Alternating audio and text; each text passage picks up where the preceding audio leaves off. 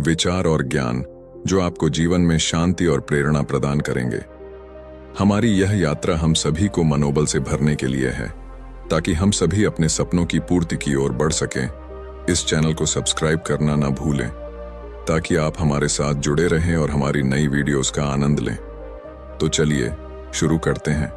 बहुत समय पहले की बात है। एक गांव में एक व्यक्ति रहता था जो बहुत धनी व्यक्ति था। उसके पास बहुत संपत्ति थी।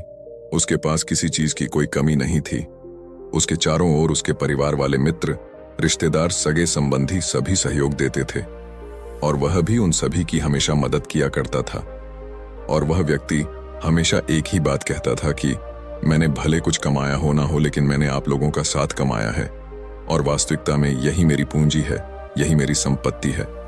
वह अपनी दुनिया में बहुत खुश था। सब कुछ बहुत अच्छा चल रहा था। और फिर देखते ही देखते एक दिन व्यापार में ऐसा भी समय आया जब उसे यह निर्णय लेना था कि वह व्यापार में आगे बढ़े या फिर अपने व्यापार को यहीं तक सीमित रख। यदि वह अपने व्यापार को यहीं तक सीमित रखता तो इसमें भी उसे कोई नुकसान नहीं था, लेकिन यदि वह अपने व्यापार को आगे लेकर बढ़ता तो उसे बहुत ज्यादा मुनाफा मिलता। उसने मन ही मन सोचा, यदि मुझे ज्यादा मुनाफा होगा तो मैं और भी लोगों की मदद कर पाऊंगा, मैं और लोगों की सहायता कर पाऊंगा। इसी विचार के साथ उसने अपने सभी सगे संबंधियों से सलाह ली और सभी ने उसे केवल अपने व्यापार को बढ़ाने के लिए ही कहा। उन सभी की बातों को मानकर उसने यह तय किया कि चलो, आखिर इतने सारे लोग कह रहे हैं तो क्यों ना मैं अपने व्यापार को और उन्नति तक ले जाता हूं, और यदि कुछ गलत हो भी गया तो इतने सारे लोग मेरे साथ हैं, ये लोग बुरे समय पर मेरा साथ अवश्य देंगे।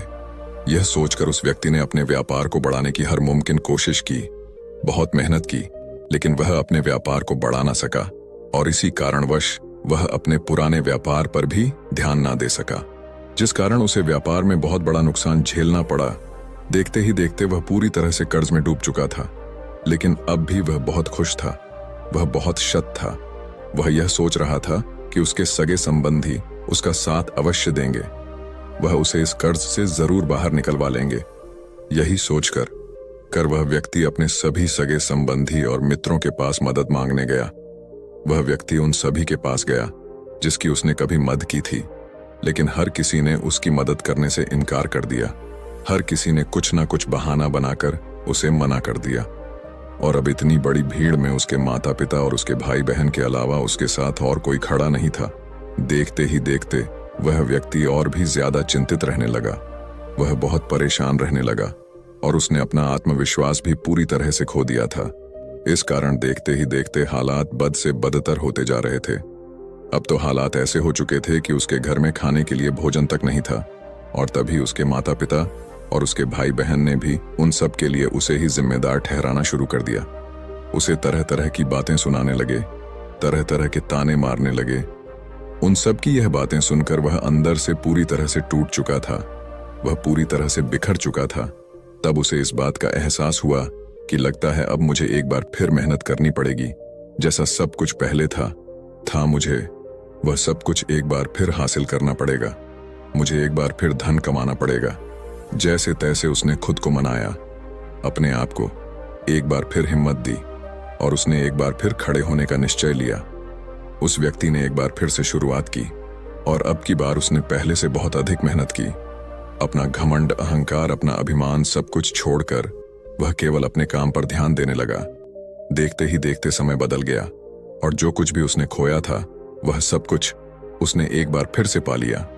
जो मित्र, जो सगे संबंधी उसे छोड़कर चले गए थे, वह एक बार फिर से उसके पास आने लगे। वह उससे पहले से भी ज्यादा नजदीकियां बढ़ाने लगे। उस व्यक्ति ने जिन जिन की मदद की थी वे एक बार फिर उसके साथ आ खड़े हुए थे। अब सब कुछ पहले जैसा हो गया था, लेकिन वह अपने आप को अब भी इस भीड़ में अकेला ही महसूस कर रहा था। उसे सबके भीतर एक बनावटी झूठ दिखाई दे रहा था। उसे सबके चेहरे पर एक बनावटी हंसी नजर आ रही थी, एक बनावटी भरोसा नजर आ रहा था। इसी कारण वह सबके पास होकर भी अपने आप को बहुत अकेला महसूस कर रहा था। अब उसे किसी से कोई उम्मीद नहीं थी, किसी से कोई आशा नहीं थी, और देखते ही देखते सबके बीच रहकर भी वह भीतर ही भीतर घुट रहा था। वह अपने आप को अत्यंत अकेला महसूस कर रहा था। वह किसी ऐसे व्यक्ति की तलाश में था जो उसके अकेलेपन को दूर कर सके, जो उसकी अकेलेपन की इस परेशानी से उसे बाहर निकाल सके, जो उसके सुख और दुख में उसका साथ दे, उसके साथ खड़े हो, जो कभी उसे धोखा ना दे। वह ऐसे ही व्यक्ति की तलाश कई महीनों तक करता रहा और आखिरकार उसे एक ऐसी लड़की मिली जिस पर वह आंख बंद करके भरोसा कर सकता था। उस व्यक्ति को वह लड़की बहुत पसंद थी और वह उससे शादी करने के लिए भी तैयार था। एक दिन की बात है, उस व्यक्ति ने उस लड़की से पूछा, क्या तुम हर परिस्थिति में मेरा साथ दोगी? इसके जवाब में वह लड़की कहती है, हाँ, मैं तुमसे वादा करती हूं कि हर स्थिति में मैं तुम्हारे साथ ही रहूंगी, फिर चाहे समय कैसा भी क्यों ना हो। मैं कभी नहीं बदलने वाली, मैं तुम्हारे साथ हमेशा खड़ी रहूंगी। लेकिन एक दिन उस व्यक्ति के मन में ख्याल आया कि कहीं यह भी बाकी लोगों की तरह बदल ना जाए, कहीं यह लड़की भी उसे धोखा ना दे दे। इसीलिए एक दिन उस व्यक्ति ने उस लड़की को अपने पास बुलाया और उस लड़की से कहता है, देखो, मैं कोई अमीर व्यक्ति नहीं हूं, ये जो भी शान और शौकत तुम देख रही हो ये मेरा नहीं है, ये तो मेरे छोटे भाई का है। मैं तो बस इसे चला रहा हूं, मैं तो बस इसकी देखभाल कर रहा हूं। वास्तविकता में तो इन सब का मालिक वही है, और वैसे भी मैं इतनी सारी धन दौलत लेकर क्या करूंगा? मुझे तो केवल तुमसे प्यार है, और शादी के बाद मैं तुम्हें लेकर कहीं दूर चला जाऊंगा। कहीं दूर जाकर हम अपना एक छोटा सा घर बसाएंगे, हम वहां पर खुशी खुशी अपना जीवन बिताएंगे। उस लड़के की यह बात सुनकर वह लड़की मुस्कुराते हुए उस लड़के से कहती है, वरना मुझसे शादी करने का ख्याल मन में भी मत लाना। यह सुनकर वह व्यक्ति जोर से हंस पड़ा और वहां से चला गया। उस लड़की की बात सुनकर उस व्यक्ति के दिल को बहुत चोट पहुंची थी। वह अंदर ही अंदर पूरी तरह से टूट चुका था। अब उसे किसी से भी कोई उम्मीद नहीं रह गई थी। अब तक उसके जीवन में इतना अकेलापन नहीं था जितना कि अब वह अपने आप को अकेला महसूस कर रहा था। चारों तरफ हर कोई उससे झूठ कह रहा था। चारों तरफ हर किसी के चेहरे पर झूठी हंसी और झूठा मुखौटा था। उसे किसी पर अब भरोसा नहीं रह गया था और भीतर ही भीतर उसका अकेलापन उसे खाए जा रहा था, जिस कारण वह बहुत परेशान रहने लगा था।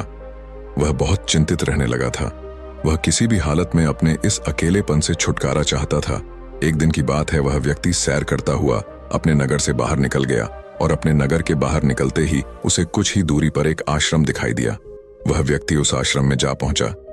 वहां पर बहुत शांति थी, बहुत सुकून था। उसे वहां की शांति बहुत अच्छी लग रही थी, जिस कारण उसका अकेलापन भी मिट रहा था। वह व्यक्ति उस आश्रम के बाहर बैठ गया और उस शांति का अनुभव करने लगा। तभी उसके सामने एक बौद्ध भिक्षुक आ खड़े हुए और उन्होंने उस व्यक्ति से कहा, भंते मन को सुकून मिला। इस पर वह व्यक्ति उन बौद्ध भिक्षुक को देखकर खड़ा हो गया और उन्हें प्रणाम करके कहता है, हे गुरुवर, यहाँ कितनी शांति है, यहाँ कितना सुकून है, और बाहर की दुनिया में तो हर कोई हमें लूटना चाहता है, हर कोई हमें तकलीफ देना चाहता है। इस पर वह बौद्ध भिक्षुक उस व्यक्ति से कहते हैं, भंते, आखिर तुम्हारी समस्या क्या है? तुम मुझे खुलकर बता सकते हो? इस पर वह व्यक्ति उन बौद्ध भिक्षुक से कहता है, हे गुरुवर, मैं बहुत अकेला हूं, मेरा यहाँ पर कोई नहीं है। मेरे चारों तरफ घूमने वाला हर एक व्यक्ति केवल मेरी धन दौलत से प्यार करता है, उसे मुझसे कोई मतलब नहीं।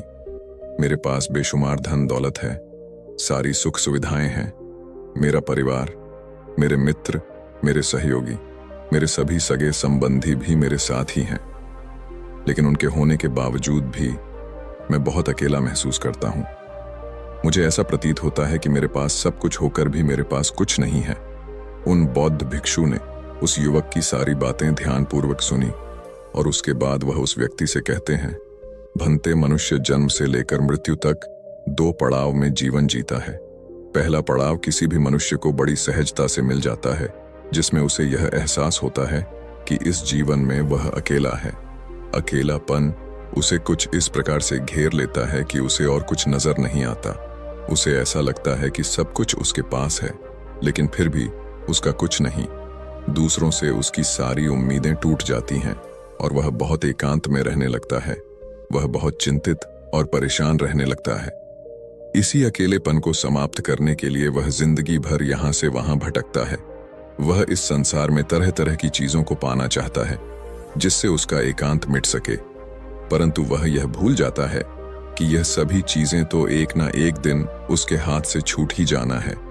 अंत में तो उसे सिर्फ अकेले ही जाना है। और अधिकांश लोग इसी चक्र में फंसे रह जाते हैं। वह इस अकेलेपन को भरना तो चाहते हैं पर कभी भर नहीं पाते। तभी वह व्यक्ति उन बौद्ध भिक्षु से कहता है, हे गुरुवर, किंतु यह तो पहला पड़ाव हुआ, और अगर पहले पड़ाव में ही हमारा जीवन समाप्त हो जाता है तो हमारे जीवन में दूसरा पड़ाव कब शुरू होगा। इस पर वह बौद्ध भिक्षु मुस्कुराने लगे और उस युवक से कहते हैं, भंते, हम मनुष्य हैं और हमें अपने जीवन की यात्रा करने के लिए एक निर्धारित समय मिलता है, और हम में से अधिकांश लोग अपने जीवन की यात्रा के लिए जो उन्हें समय मिला है जन्म से मृत्यु तक का, वह उसी पड़ाव में फंस कर रह जाते हैं। वह उससे कभी निकल नहीं पाते। वह अपने जीवन को उस दूसरे पड़ाव तक ले ही नहीं जा पाते, क्योंकि हम अपने जीवन में उस व्यक्ति तक पहुंच ही नहीं पाते जो हमें अपने जीवन की यात्रा में दूसरे पड़ाव पर ले जा सकता है, जो हमारे जीवन से अकेलेपन को समाप्त कर सकता है और अकेलेपन की इस यात्रा का दूसरा पड़ाव है। तभी वह व्यक्ति उन बौद्ध भिक्षु से कहता है, हे गुरुवर, आखिर ऐसा कौन है जिसके जीवन में आने के बाद हमारे जीवन का अकेलापन समाप्त हो जाता है। मुझे तो आज तक कोई ऐसा नहीं मिला। मुझे तो जो लोग भी मिले वे सभी मुझे धोखा देना चाहते हैं। वे सभी मेरी संपत्ति चाहते हैं। हे गुरुवर, कृपया करके मेरा मार्गदर्शन करें। इस पर वह बौद्ध भिक्षु उस युवक से कहते हैं, भंते, वह कोई और नहीं है बल्कि वह तुम खुद ही हो। तुम जिस खुशी को, जिस एकांत को बाहर ढूंढ रहे हो, वह कहीं और नहीं बल्कि तुम्हारे भीतर ही है। क्या तुमने कभी खुद को खोजने का प्रयास किया है? क्या तुमने खुद को कभी जानने का प्रयास किया है? तुम्हारे जीवन का सबसे बड़ा शुभ चिंतक कोई और नहीं बल्कि तुम ही तो हो, चाहे समय कैसा भी क्यों ना हो, चाहे परिस्थितियां कैसी भी क्यों ना हो। तुम ही हो जो हर परिस्थिति में, हर समय में अपने साथ खड़े रहोगे। फिर ऐसे में तुम दूसरों पर भरोसा क्यों करते हो कि किसी भी परिस्थिति या किसी भी समय पर वह तुम्हारा साथ देंगे? जब तुम्हें स्वयं खुद पर भरोसा नहीं, जब तुम खुद को ही नहीं जानते, तो तुम दूसरों पर भरोसा कैसे कर सकते हो? आगे वह बौद्ध भिक्षु उस युवक से कहते हैं, भंते, जिसने खुद को जान लिया, जिसने खुद से प्रेम करना सीख लिया, जिसने खुद पर भरोसा करना सीख लिया, वह जीवन की यात्रा के दूसरे पड़ाव पर पहुंच ही जाता है और उसका अकेलापन भी हमेशा हमेशा के लिए समाप्त हो जाता है और उसे एकांत प्राप्त होता है। अकेलापन एक ऐसी अवस्था है जहां हमें दूसरों की तलाश होती है। हमें ऐसा लगता है कि कोई दूसरा ही हमें इस अवस्था से बाहर निकाल सकता है। वह हमारे मन के भीतर इस कमी को दूर कर सकता है। और वहीं पर दूसरी तरफ एकांत ऐसी अवस्था है जहां पर हम खुद को जान पाते हैं, खुद को समझ पाते हैं, हम अपने साथ होते हैं, हमें खुद पर यकीन होता है और हम अपने साथ होते हैं। बाकी कोई और हमारे साथ नहीं होता। दुनिया की इस भीड़ में होते हुए भी वह एकांत ही होता है। ऐसा व्यक्ति इस दुनिया में किए गए किसी भी कार्य से विचलित नहीं होता और ना ही उसे कभी कोई धोखा दे पाता है और ना ही कभी कोई उसका लाभ उठा पाता है। और ऐसा इसलिए हो पाता है क्योंकि वह अपने साथ है, उसे केवल खुद पर यकीन है और वह खुद पर ही भरोसा करता है और वह एकांत में है, इसलिए उसकी समझ के दायरे भी बढ़ते चले जाते हैं और तब वह अपने जीवन की असली यात्रा पर आगे बढ़ चलता है, जहां वह खुद को जानता है, खुद को पहचानता है और अपनी काबिलियत को अच्छी तरह से निखार पाता है। उन बौद्ध भिक्षु के मुख से यह सारी बातें सुनकर वह व्यक्ति उन बौद्ध भिक्षु से कहता है, हे गुरुवर, आप सत्य कहते हैं। मैंने कभी अपने आप के बारे में सोचा ही नहीं। मैंने कभी भी अपने आप पर ध्यान दिया ही नहीं।